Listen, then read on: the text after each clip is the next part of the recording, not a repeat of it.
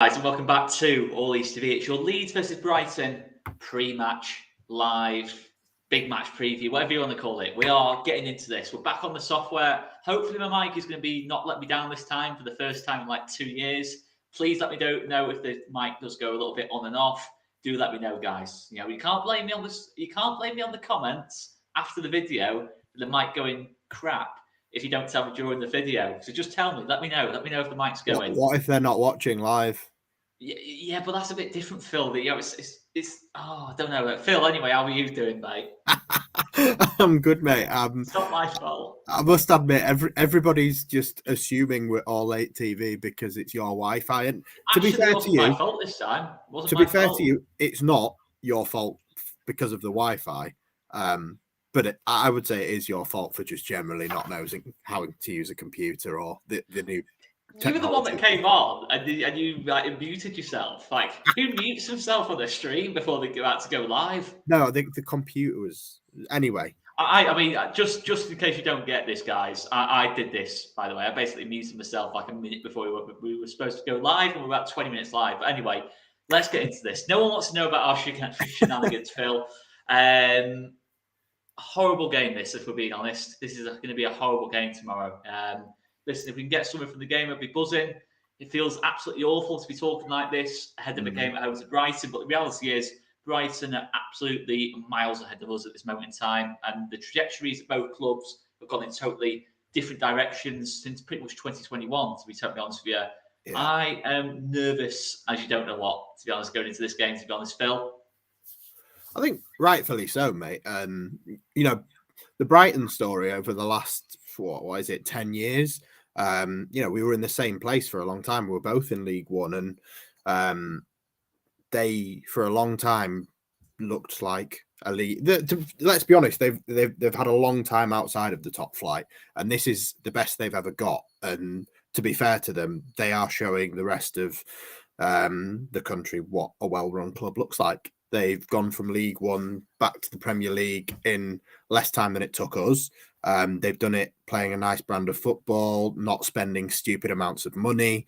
They tend to pick up players that most people haven't heard of and turn them into people that most people have heard of and sell them for big money. So, you know, that Leicester model that everyone spoke about a while ago, Brighton are doing it, but probably doing it just as well, apart from obviously haven't gone and won the league. But they're a great team to watch, no matter who's in charge. And I was listening to a podcast recently, actually, where they were interviewing the sporting director and CEO and stuff like that. And just the model and everything and the way they work it's meant to be flexible so that whoever comes in can continue that project. So once Chris Hughton's gone, Graham Potter can come in and carry on that work. And once Potter's gone, De Zerbi can come in and continue that work. And I think the difference between the two clubs in terms of trajectory, not so much on the field, but the way things are run in the background, is they had a plan. They stuck to that plan. The person that implemented that plan might have left, but a new person came in and carried that torch on. And obviously for us, we had someone with a plan. It worked. He left. We changed the plan. And now look where we are. So I think that's a big difference on the pitch, but off the pitch, but on the pitch, you've got to respect the way that they play football. You've got to respect that they are a good team. They've finished in the top half of the Premier League a couple of times now and have been consistently nowhere near danger for quite a while, let's be honest. And they're just improving season on season, got some good players. And this season in particular have gone past their statutory 9 wins and are actually scoring some goals. Like, finishing was always a problem for them, but you know, what is it, 4-0 the last 2 weeks? I'd take my 1-1 that I got at the back end of last season now, I'll be honest. I mean, you don't want to go into a game feeling too negative, but they are a good team. It's as simple as that.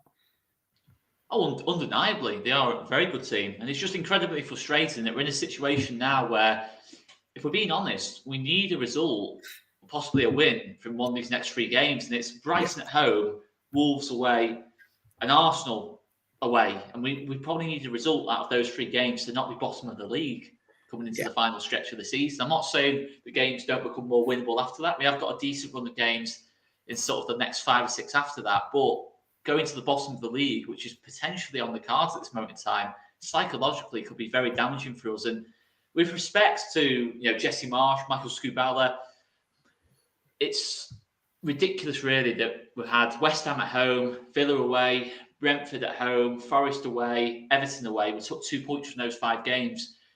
For me, I think Javi Gracia, if he gets those 5 games, I think he gets a lot more points from them. And I think ultimately the reason we're in the situation we're in is because we've bottled every single big game we've had. In terms of the winnable games we've had, we've tended to bottle, really. And we're now in a situation where we need potentially 5 or 6 wins from the next 13 games. Yeah. We've only won 5 all season. It's looking be honest, really, really grim now, mate. I'd say you'd shorten that number, because you look at our last few games of the season, and I know you can say people might be on the beach, but those last few games are worrying. You'd struggle to see where the results come, so it has to come sooner rather than later for me. Yeah, that's it. I mean, listen, when the clock strikes into May, it's Man City away, Newcastle at home, West Ham away, Tottenham at home. That's going to be tough. That is going to be really, really tough. You look at that at the start of the season, I think everyone was thinking we need to be clear of that, or at least be have a couple of points buffer going into that May sort of period of the season. But at this moment in time, that's looking incredibly unlikely that we're going to have a buffer. And if anything, we're going to be probably in a similar position to what we were this time last season, going into those final 4 games. It's going to be incredibly tough, but. It just feels such an avoidable situation that we've sleepwalked into. Yeah. Form-wise, mate, I'm just going to quote you the form. We are bottom of the form table since the 3rd week of August. So if you take 22 out of the 20... Sorry, our last 22 games, we are bottom of the league on form.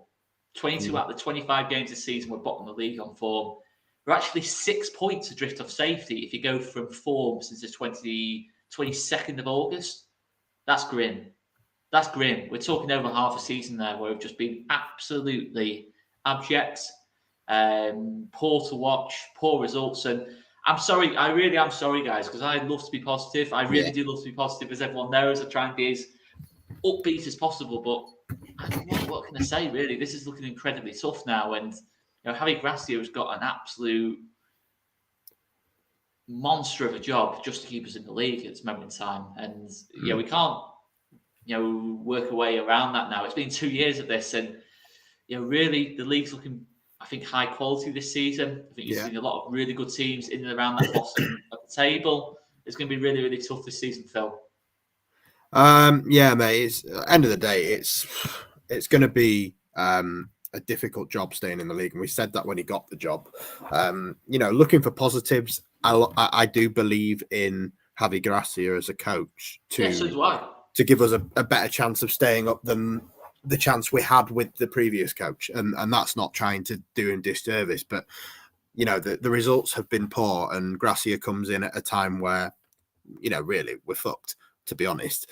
But Marsh came in at a time where we were fucked last season and got the results that we needed to stay up. The only difference perhaps there is that there wasn't necessarily the quality, like you say, in the league last season. There was your Norwich and Watford that were going to go down, and they were teams that we ended up taking points off. We also had Rafinha. We did have Rafinha as well. But I think, in terms of individuals, we've got some individuals that can change games, that can win us points and can drag us to safety. Willie Montes. Sorry, Phil, just to jump in there. Something that is pretty big, though. I do agree on this in terms of the individuals, but the main 2 are injured in terms of goal threat. Sinisterra, Rodrigo, are they not meant to be back tomorrow? I thought they were both potentially available tomorrow. Potentially, but haven't we heard this before? Wow. Haven't we heard this before? Potentially they're going to be back. Potentially they're not going to be back. I mean, Sinisterra, we've not been able to get every other game so far all season. I mean, that's the worry for me, Phil. It's the fact that the players who could make a difference aren't actually available. Well, they're not going to start tomorrow. That's the probably minimum we can say. Yeah. I don't know. I've heard different reports, and I'd hope that, like you said, having those 2 available. For me, Sinisterra looked as good as Willie Nonto before the injury, but since has sort of looked as though he's been rushed back, and hasn't necessarily looked 100% fully fit since long before the World Cup, I'd say, to be honest. So we haven't seen the best of him for a while. Probably Brentford, the 5-2, might have been the last time we saw the best of him, where you were comparing him to Paul Gascoigne. But having that Sinistera back compared to having the Sinistera back that has played recently and just sort of been there but not been at the same level. It depends which one you get back. But Rodrigo for me is the obvious one that's been huge this season. People always say with Patrick Bamford, when Bamford's on the pitch, it helps with the way that we play and all that stuff. But to be honest, the thing that we have missed is an out-and-out goal scorer over the last few weeks while Rodrigo's been out. And the thing that has kept us just with our head above the parapet this season is having one of the most potent goal scorers in the league. And that's not even a stretch. Like, he's got a better minutes per goal ratio than pretty much everyone in the league, bar maybe like Harry Kane and Erling Haaland. Like, Rodrigo has surpassed everyone's expectation this season and started to look like that player that we did spend 27 to 30 million pounds on and change a lot of people's opinions, mine included. Having him back tomorrow, having Willy Gnonto seems to have gone off the boil in the last couple of games, but if you could get a Willy Gnonto in that form that we saw a few weeks ago, along with a Rodrigo in there, along with the Sinistera back up and running, and Tyler Adams has been pretty much consistently solid since he came in. Firpo was a weak link, but is now becoming someone that is also being consistent. Those weak links, the weak links and the floor of the starting 11 for me seems to have been raised in certain ways where I can see how Javi Gracia does get us out. Don't get me wrong, I'm not going to sit here and say like nail my colours to the mast and say we'll be safe. I don't feel like that. I am worried. I have been worried all season, and I think maybe they left this decision too late. But I feel a lot more confident that we can stay up with Gracia in charge and the players that we have than I did say this time last season with Marsh in charge and the players that we had then. So maybe that's something to be positive about. I don't know. Yeah, no, listen, that's definitely a fair point, mate. I think it is. I think with Gracia, so far, I think first two games I was happy with. I wasn't so happy with the Chelsea game. I thought there was a few decisions there probably cost us that game. The fact we changed back to a 4-2-3-1, we were a little bit outnumbered in midfield. Gnonto was on the bench. Rocker was on the bench. I didn't think the subs we made were the right subs. The performance wasn't great. I think Chelsea were pretty dominant in the game, if we're being honest. Certainly first half. As daft as it sounds, though, if you take that sentence in isolation any other time in our life and say a 1-0 defeat away at Stamford Bridge and we're all a bit disappointed, you'd normally bite our hands off for a narrow 1-0 defeat. I know it might not necessarily feel that way, but it's circumstance, isn't it? Yeah, context. I mean, listen, in normal circumstances, you'd be saying Brighton at home, a chance to really get back on a run of form, potentially, in terms of, but if you go to recent years, that isn't the case. Brighton are playing absolutely superb football. And this is a game where, talking about the formation, I think it's very important we go to a 4-3-3 tomorrow. I think it's important we've got a midfield three in there to go up against the likes of Caicedo, Pascal Gross, Alexis McAllister. We can't afford to give them a 3-on-2 in midfield because they'll just keep the ball for 90 minutes basically and break us down eventually, and we'll be defending our own box for 90 minutes pretty much. We have to go toe-to-toe with them in midfield for me. The likes of Rocker. I think Rocker in terms of his quality on the ball, McKennie, Adams for tenacity. I think that's what we've got to go with, a little bit more solidity in midfield. I don't think this is a game for Brendan Aronson, for example, or Jack Harrison. I think this is a game where you need solidity in midfield, not a number 10 who's going to sort of fade in and out of the game. Yes, they can give you more quality in the final third than maybe what a Mark Rocker or McKennie can. But I think we need the energy in midfield first and foremost. And, I think, listen, people are talking about Matoma. Matoma is an absolutely unbelievable player, by the way. I think he's destined to play for a top 6 club, or possibly one of the top clubs in Spain or Germany or France. I think he's destined to have a really, really good career, Matoma. But I think the key thing is stopping the ball getting into Matoma in the first place. And I think you do that by getting at their midfield. You look at what West Ham did. West Ham just sat off them. Brighton could dominate the ball. They work the ball into the channels. Lovely little combinations. They're just such a well-drilled, well-coached team that they will just break you down if you just sit off them. So for me, you have to fight fire with fire and just try and catch them out high up the pitch. If we can force counter-attacks, the fact that they push Tarek Lamptey, Estupinian so high up the pitch, you can catch them in behind. But the setup is going to be so important tomorrow. If we go with a similar setup to Chelsea, I can see a similar type of game, to be honest, where we really struggle in it, really, for most of the match. Yeah. I mean, the midfield is important, and Caicedo in particular did look very impressive against West Ham, and did actually look impressive in the previous game as well. But I'll be honest, at the time when the £70 million bid was going in, I didn't see a £70 million player. I'm still not going to say he is, but he's obviously someone that, when you look at our midfielders, you can see that why people would pay a bit more for him than maybe they would for a Weston McKennie.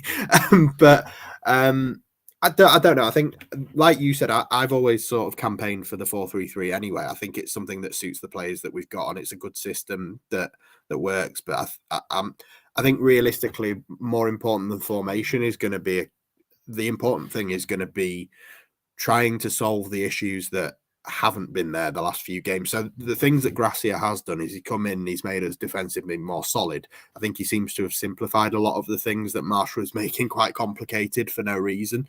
But the one thing that hasn't sort of rectified itself is scoring goals, and obviously creating chances, but actually finishing those chances as well. So for me, I think personnel is huge. Depending on who can be up front, and if they are up front, who they're up front with. So, for example, if you do have a Rodrigo available to play games, can he play with someone alongside him? I mean, we spoke last week about the idea of a 2 with Nonto up front as well. I would love the idea of seeing Willy Nonto and Rodrigo up front together. If tomorrow's too soon for that to happen, can it be done with whoever else is available? Does Ruta start up front?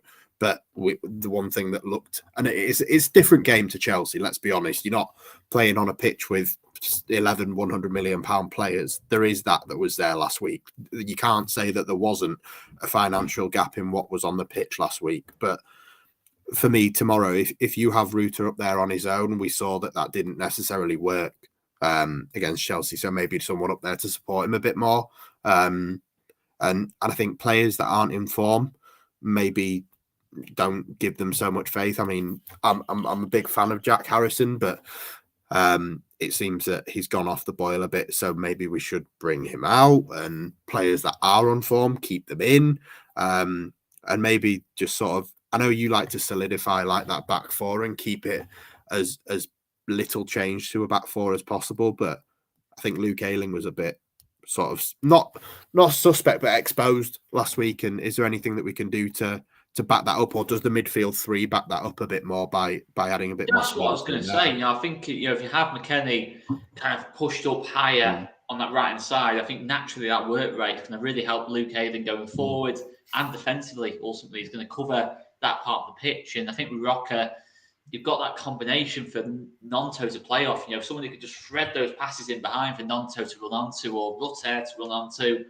I listen. What I'd say about the front 3 is, in terms of Somerville, Rutter, Nonto, which I think will probably be the front 3 that we go with tomorrow. Maybe Harrison might come in instead of one of Nonto or Somerville. But either way, I think at some point in the game you'll see that front 3, and it's a young front 3. Let's not make no mistake about it. It's not a very proven front 3 either, but there's a lot of talent there.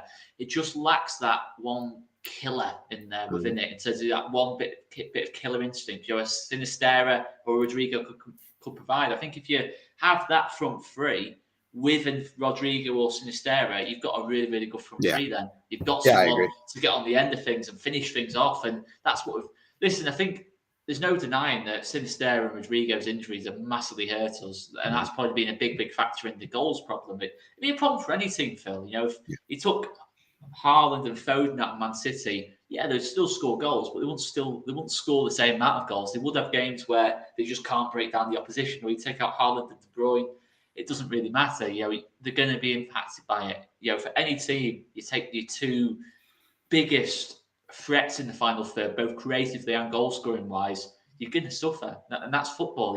If you didn't suffer, then what's the point of spending 25-30 million on Sinisterra and 30 million on Rodrigo? What is the point of doing that if you're not impacted by losing them? So I'm not that worried by that respect, but the fact that Sinisterra is a little bit injury prone, if we're being honest. If we're being brutally honest, he's injury prone.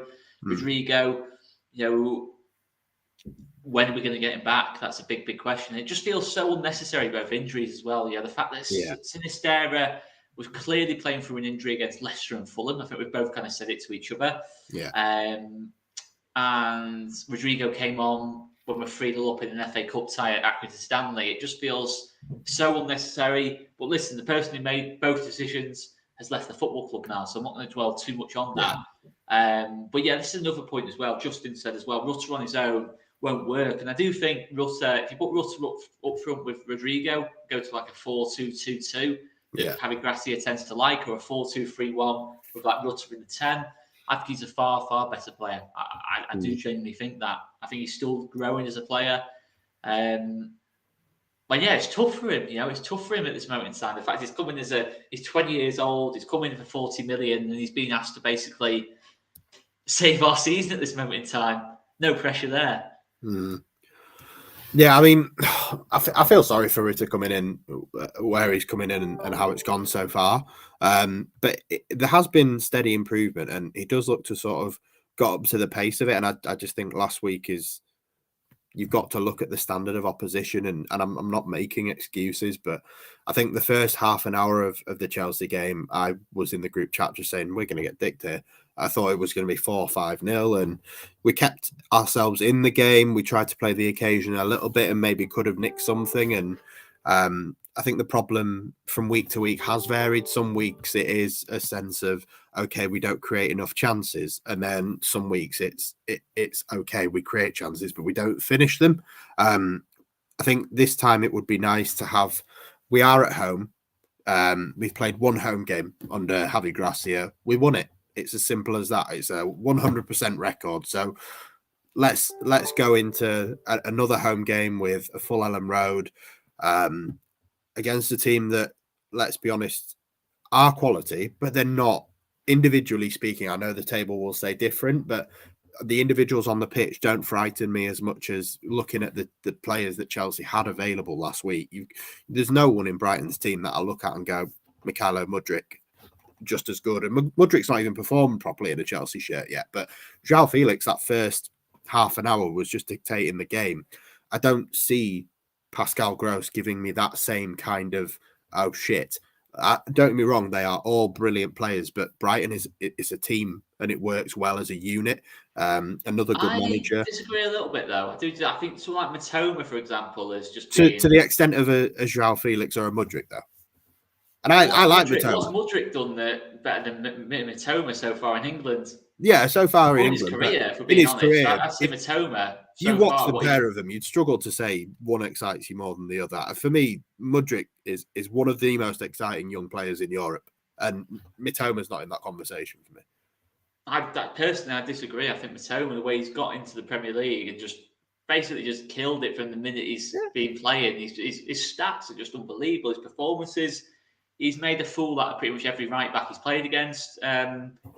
I mean, he's a top player. I think he really is a really good player as well. Ferguson up top as well. I think he's going to be a really, really good player as well. I think you can already tell at 18. I think, is he 18, 19? I think he is. Teenager still, yeah. Ethan Ferguson, he's going to be a brilliant player. And, I know a lot of Ireland fans as well who believe he's going to be their next, top number 9. So, listen, I've got threats. I'm not saying they're in the same league as like a Felix. I think Felix, he's proven across Europe really, but I still think the players who can make a big difference in a game like this tomorrow afternoon, I really do. Yeah, I mean, individuals, they don't scare me anywhere near as much as a Chelsea. It's more the way... Matoma doesn't scare you at all in terms of, no disrespect to Luke Hayden. Compared to what we played last week, I'm not saying he doesn't scare me at all. I rate Kwaremintona. I rate Kwaremintona. It's hard to say the fucking name altogether. Just say the surname.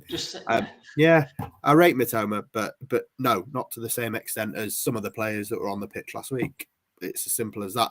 It's not worked yet for Chelsea, but the players that they've got, there's a reason they're spending 100 million quid on them, and there's a reason that Brighton are finding gems for a small amount of money and developing them and making them better. Compared to which team has their shit together and which team is in form and which team is playing for their manager and which team frightens me more, then I suppose you'd say Brighton are a better team at the minute. But on individuals, you'd struggle to put any of those 11 players on the pitch that Chelsea had last week up against a Brighton 11 and just say individuals. Does that matter though? I don't think that matters. I think Roberto De Zerbi I genuinely think he's one of the best managers in the world. I would go as far as to say that. I think the work he's done at Brighton is unbelievable. At Sassuolo is unbelievable as well. And there's a reason Roberto De Zerbi is being linked with Chelsea. In fact, to take over from Potter, from Real Madrid, from Tottenham. There's a reason he's getting linked to these jobs. Maybe less so Tottenham, actually. But there's a reason he's getting linked to these jobs because he's a top manager. He's been in this country for just over 4 or 5 months now, maybe closing in on 6 months.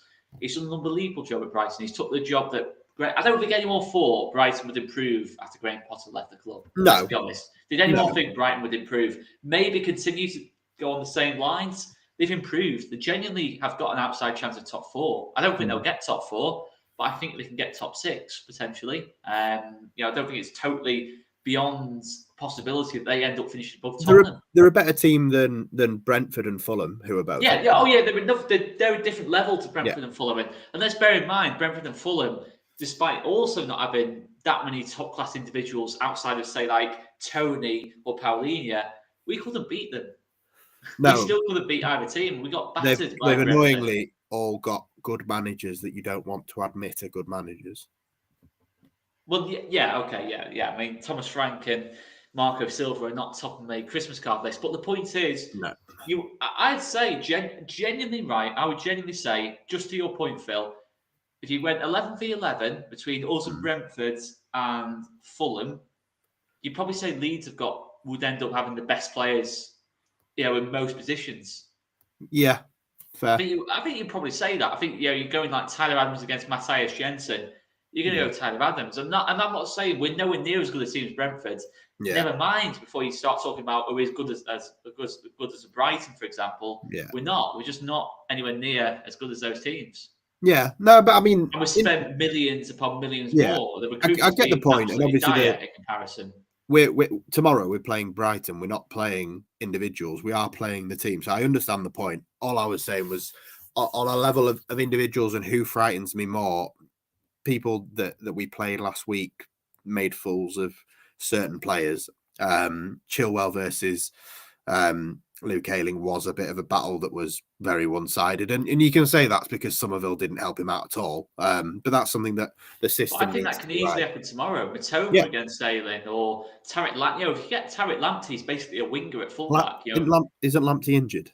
Well, whoever it is on that side, Solly March, I think is a really good player. Alexis McAllister is a World Cup winner, for goodness sake. Yeah. Alexis, we're talking about a World Cup winner. One of the stars of the World Cup as well, by the way. Who got into the World Cup best 11, didn't he? I'm pretty sure. He was absolutely brilliant. He's fantastic in the final. The whole run to the World Cup. I'm surprised he's still at Brighton. No disrespect to Brighton, but I am surprised he's still there. They've got really good players in that team. And listen, they weren't good players before they signed them. Would Leeds have signed Alexis McAllister? Probably not. Would we have signed Matoma? Probably not. If we had tried to sign those players, they'd probably be written off as underwhelming. But there's a difference there with Brighton. There's a clear process. There's a clear idea of how they want to play. It's seamless. They buy centre-backs and they're as good on the ball as what our midfielders are on the ball. It's things like this. There's such a good technical team that we could easily have spells of the game tomorrow where we're having none of the ball. I could easily see Brighton having 60, 70% of the ball tomorrow. And that's not great from a Leeds point of view. Well, as much as... Well, maybe we're better off the ball. I think we are probably better off the ball than what we are on it. But Chelsea, 3-0. Yeah, but I don't want to spend the game... it's a different game though, isn't it? Chelsea, we said before, they weren't playing as a team at that point. We probably met Chelsea at a good time at that stage of the season. But and to be honest, the whole season's gone downhill since that Chelsea game, for being honest. Yeah, couldn't have gone more downhill, to be honest. Yeah, we are literally bottom of the league since that. Yeah. It's not been great. And look, I think you can draw a line under a certain point. You can draw a line under the Marsh era, the Scoobs era, and now the Javi Gracia era. And I think you've got to look at it post-Marsh. You can start looking a little bit from the Scabala era where there was a lift and then sort of back to where we expected to be with the Everton result. And then we have to go out and get Gracia. But there has been two little key changes since Marsh. Because for me, when Marsh was booted out, it's kind of the lowest I've felt as a Leeds fan for quite a while. I'm not saying ever, don't get me wrong, but the lowest I've felt as a Leeds fan for a while, because we'd had the ups. We'd had being built up from the Bielsa era, and even from just before Gary Monk, to be honest. It has been sort of, I mean, you can talk about Heckingbottom being sort of a slump back down and Christiansen as well, but Monk was bringing us back up to something we hadn't seen for a while. Then there was a small dip, but Bielsa was just straight up. Tiny dip, then it's gone. And then for me, Marsh, tiny. I wouldn't even call the Marsh era an up. I didn't enjoy any of it. I hated the entire year. I was glad we stayed up, but I didn't like the way we played the whole way through. And since Marsh has left, I know we didn't get points that we necessarily needed out of the two Man United games, but there was definitely some sort of feel good brought back to a degree. Obviously, the Everton game then takes that away, but the Southampton game, that it felt like such a relief to be able to leave Ellen Road. And there's no point sitting here saying we smashed Southampton. We didn't. It was a shit game. We were terrible, and we scraped a lucky goal. And then after we went in front, fair enough, we performed. But that last 15 minutes, 1-0 up, they never looked like getting back into that game. And that felt like the release that we all really needed for such a long time. And the performance in the Fulham game, they've scored two absolute worldies and knocked us out of a competition, which, let's be honest, we could probably do with not being in any way. We were far better in that Fulham game than we were against Southampton. Exactly. Far better. I thought, to be honest, Fulham, I thought was probably one of our best performances since Chelsea in that 3-0 game. I genuinely thought we were really good in that Fulham game. The only stain so far on the Javi Gracia era, you can't even call it an era, it's 3 games, but one of them's in an FA Cup knockout where let's be honest, we like the way that we played. Even if we do lose to two absolute worldies, we played well. We just couldn't finish. And the only defeat that actually bothers anyone is a 1-0 defeat to Chelsea. I know you can throw context in there and say, look, we were shit. We provided very little and we were outclassed for large periods. But it is against a side that should be outclassing us to a much greater degree. And they seem to have turned it around now. They got through in Europe. They may go on a run now and still end up qualifying for maybe not the Champions League, but Europa League, Conference League, something like that. They will go on a run now. They have got a good manager. They've got ridiculous players there. They should be beating us. So if Chelsea go on to finish above Brighton, you might look back and say that, okay, there was no way Gracia was getting that result. But Brighton tomorrow, no matter where they finish, I don't think they should frighten us to the same degree that one of the big 6 sides should. And that's not me doing them down. I do have a lot of time and respect for Brighton as a club and Brighton as a team and their manager and their players. But we can't go into tomorrow looking at them like we look at Man City away and thinking, whoa, a point here would be amazing. I agree. I've said before, we need to go fight fire with fire, but we do have to, at the same time, have a little bit of common sense and go with a midfield 3 to at least give us a chance against their 3 midfield. Because if you make it a 4-2-3-1 and just say, let's go with a front 4 and hope for the best, you're just going to get outnumbered in the midfield, end up defending for 90 minutes and getting beat by 1 or 2-0 if you do that. So I think we have to be a little bit proactive in midfield, go the extra body in there, just give us that extra bit of presence, bit of more quality on the ball, just so we can keep it. I mean, the amount of times we've had Gracia so far that we're giving the ball cheaply away in midfield. And listen, I think Tyler Adams has probably had his poorest run of form since Javi Gracia got the job, really. I think Tyler Adams has had probably 3 of his poorest games of the season, to be honest. And, I think he needs that help in midfield on the ball. A bit more quality, someone to progress play a little bit more. And I think Mark Rocker is probably the most suited to that. The irony is, Mateusz Klich would probably fit this system really, really well now. If we're being totally honest. And listen, I know we had to move on, in terms of, eventually, but was January the time to do it? Probably not. Again, that's another thing on the recruitment where you're thinking, did we need to do that? Could we have given him more time? But obviously, Jesse Marsh decided that he didn't want to use Mateusz Klich so much, and there you go. But I will still point out that I believe that Mateusz Klich has got the same amount of goals and assists as Brendan Aronson this season. Mateusz Klich left in January, he's hardly played, and No disrespect I reckon to Brendan it'll Aronson, finish that way as well. but that kind of sums up the problem, doesn't it? Yeah. I think Brendan Aronson is a good player. I'm hoping he comes good. I'm not saying he will come good now because I've been saying that all season. He'll come good. He'll come good. I'm not 100% on that now, but I still believe he can. But I don't think the way to do it is just throwing him into the firing line every single game. I think he does need time on the bench again. And yeah, at the end of the day, it's about what gets the best results for Leeds. And at this moment in time, you have to go with the most informed players and a system that works coherently for us. And it did against Fulham. So I just don't understand why, since Fulham, that Chelsea game, we went back to a 4-2-3-1, couldn't keep the ball, couldn't progress the ball at all, and ended up pretty much defending for most of the match and didn't have a shot on target in the game. I think we had 2 shots on target in the 2 games of the league games under Gracia so far. It's something like that. But yeah, it's a worry. It's a worry at this moment in time. But I think one thing that I would like to see, well, I say like to see changed. It's not going to be changed no matter who does it. But I need to see either Harrison taken off set pieces or just the set pieces changed.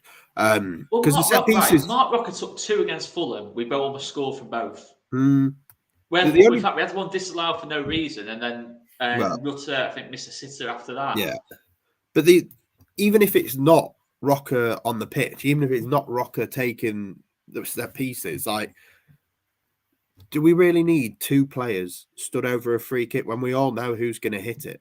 And it's never been Brendan Aronson. They both stood there over every fucking free kick and corner.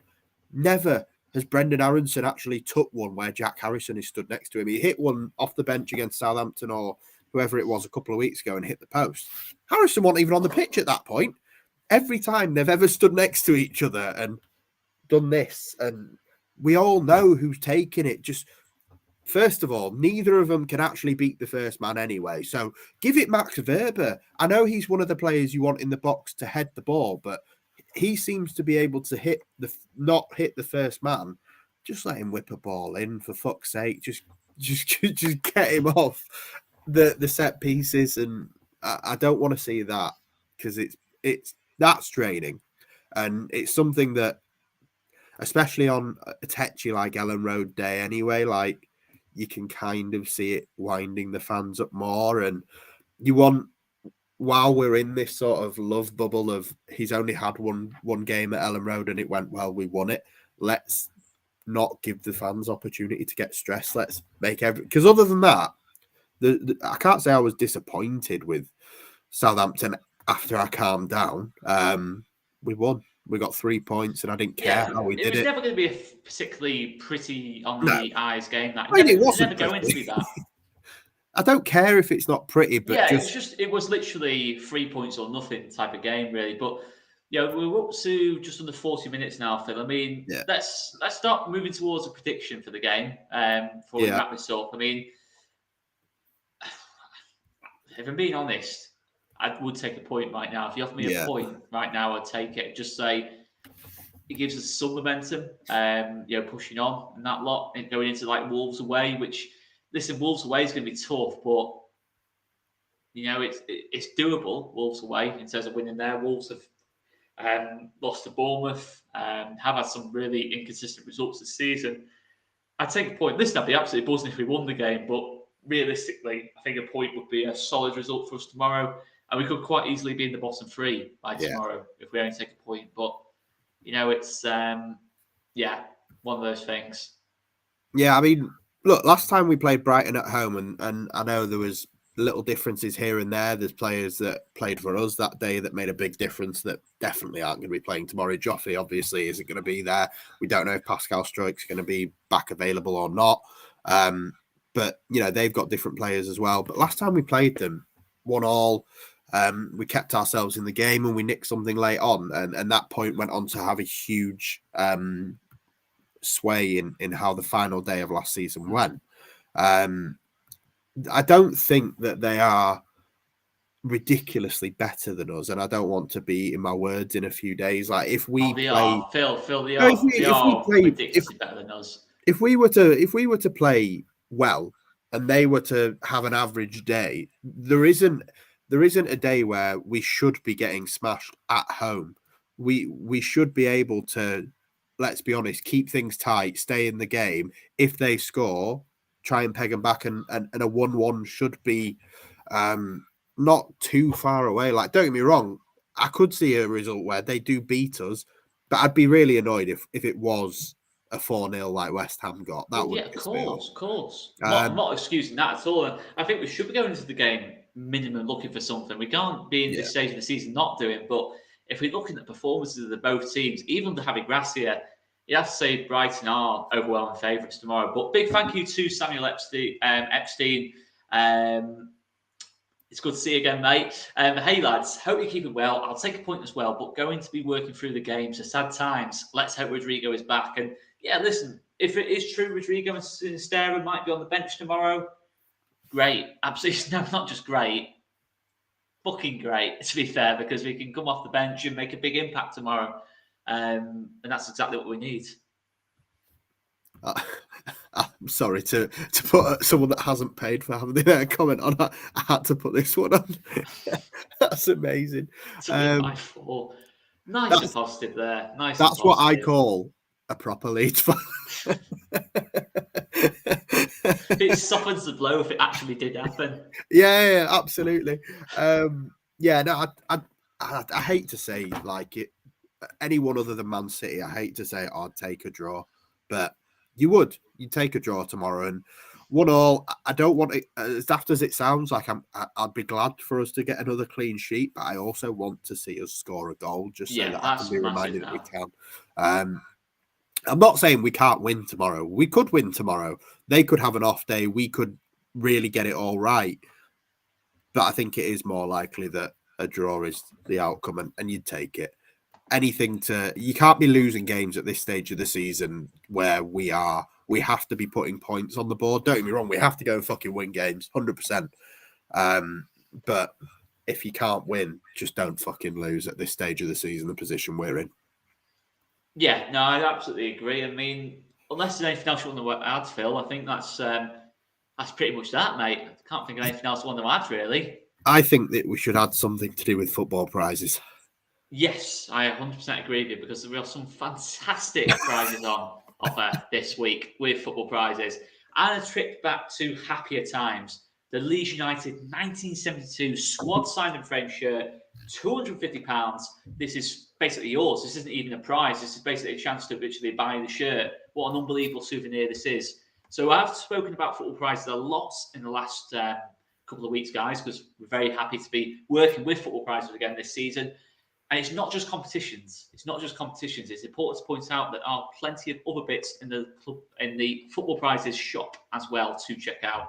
So you've got current Leeds players, Brendan Aronson signed shirt here, Crescencio Somerville, Ilan Meslier, all on offer in the football prizes shop. There are also, of course, some fantastic competitions, including a chance to go to the Leeds Leicester hospitality tickets, chance to win those as well, and some instant wins as well. So do check them out, guys. Some fantastic stuff on offer at Football Prizes. It's not just Leeds United, as you can see here as well. We've got Arsenal, if there's any Arsenal fans in here, or just general football fans. There's some fantastic stuff on offer in the Football Prizes shop, as well as the competitions. So do check them out for us, guys. They are absolutely fantastic, and they're Leeds fans as well. So let's support fellow Leeds fans as well, as we always look to do on this channel. But yeah, and let's support the lads tomorrow as well, because it's a massive game. And listen, if we can get something from it tomorrow, it'd be absolutely huge. And I'm pretty sure, Phil, this time last season when we played Brighton towards the end of the season, we probably had similar words to this. Yeah, probably. I think going into it, and then to be honest, I think it was probably more depressing. Yeah, it was. To be fair, we were literally 2 games from just like I was convinced we were relegated already at that point. So yeah, pretty much. Yeah, I expected nothing. And yeah, if we get anything tomorrow, I would be happy. And look, it all counts. Fingers crossed. We're doing a player ratings on Sunday, Monday, whatever probably it is. Probably Sunday. Yeah, fingers crossed we're giving everybody 10s because we've won 4-0. But even if we can just play well, good performance, gritty, grind it out and add something to the points tally that we've got. Yeah, exactly that. It's just a bit of momentum. If we can get somehow get 4 points from the next two games, I'd be absolutely buzzing. And what a Yeah. difference mentality-wise it'd make. You know, we were at this stage sort of last season where we had the run where it was like Wolves, Watford, Southampton, and Norwich. We took 3 wins out of 4, and it just changed the whole complexion of the season completely. It made us look like we're going to be safe quite comfortably, and then Burnley went on an absolute madness and sort of dragged us back into it. We just need something like that again. Just sort of put together 2 or 3 results out of 4, and it's just going to make such a difference because Everton around us, they've not put together 2 wins. West Ham haven't done it. They've won 4-0, then lost 4-0. Just somehow pick up 4 points from the next 2. It's just going to be such a big boost. But reality is, 2 points from 2 gives us a bit of a chance. Anything less than that, and it's becoming really difficult then at that point. It's becoming very possible that we slip to the bottom of the league, if we're being honest. It's that tight now. But anyway, guys, please smash that like button. Hit the subscribe button as well. I'll let Phil finish off. With what? I thought you were going to say something. I thought you were gearing up to say something then. Sorry, mate. Sorry. No, but please smash the like button. Hit the subscribe button as well. Check out Football Prizes, the shop and the competitions that are on offer. And we'll leave a link in the description to Football Prizes. So please do support the guys at Football Prizes there for us. And yeah, we'll have a post-match reaction to the game. And yeah, your player ratings as well, as we've already mentioned. General talk about the game afterwards as well. Hopefully when Mike hasn't let me down in this video, fingers crossed, this is like the 5th different mic I've tried this season. Let's hope it's worked. It's like the Leeds United left-back we're hoping we've finally found the solution. Firpo's come good. Yeah, hopefully. It's Firpo against Southampton, this Mike. Anyway, guys, we'll leave it there. Big thanks for watching. And please smash the like, hit the subscribe button, and leave your comment on the game. Are we being too negative? Are we going to be much happier when we go into the post-match reaction tomorrow evening or early evening, whatever you want to call it? Juan Martinez here, the legend that is Juan Martinez in the chat as well. We will leave it there. See you later, guys.